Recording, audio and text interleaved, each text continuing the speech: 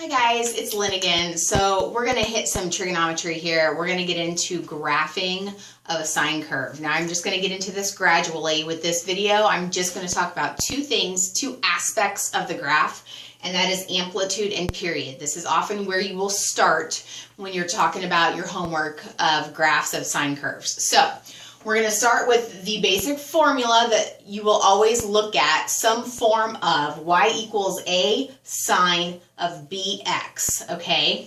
So we're going to find, you're going to be asked to find the amplitude and the period. These are two characteristics of a graph that we will eventually draw. So the amplitude, basic formulas you're going to have to remember, the amplitude is just A, the absolute value of A. So that's pretty easy. It's just basically the absolute value of the front number, okay?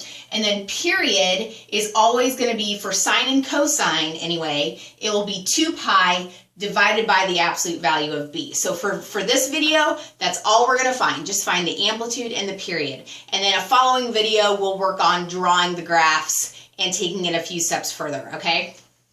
So in this scenario, I have two examples up here already, and we're just gonna list, if we are given y equals -3 sine x, they just want you to give the amplitude and the period. Well, in our equation, A is clearly -3, and B is, there's no number written there, so it's just implied that it's 1.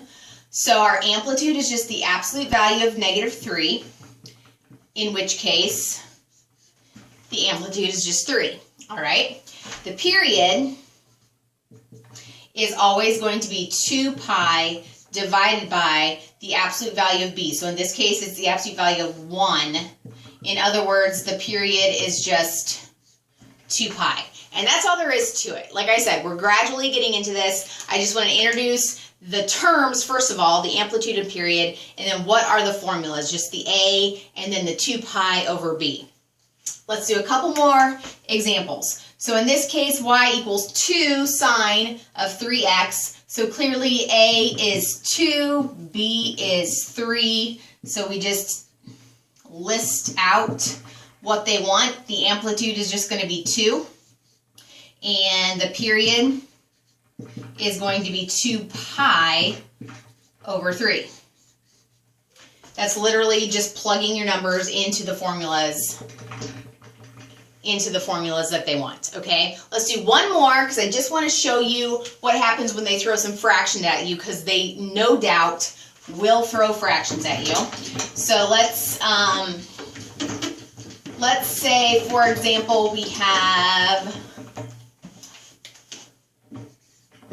y equals, oh, I don't know, 1/2 sine of 1/4 x, or something like that. So we're still using the exact same formulas, but all that your answers just change a little bit the way they look. So the amplitude here is still just 1/2. A stands for amplitude again. And now with the period, we are going to get 2 pi over 1/4. So don't let the fractions scare you here. You're just dividing by a fraction, so that means you're going to flip it and multiply by the reciprocal. So this is the same thing as 2 pi over 1 times 4 over 1. Instead of dividing by 1/4, we're multiplying by 4 over 1. So that gives you 8 pi as the period in this case. And there will be probably a number of questions that have answers like this, where you have to divide by a fraction and whatnot. So just be prepared for that. Remember the basic formulas. The amplitude is A, period is always 2 pi divided by B, where A and B are those numbers in the given equation. Okay, so hopefully that gets you started. Like I said, we'll take it further in the next couple videos. So hopefully that helps. Keep coming back. Thanks.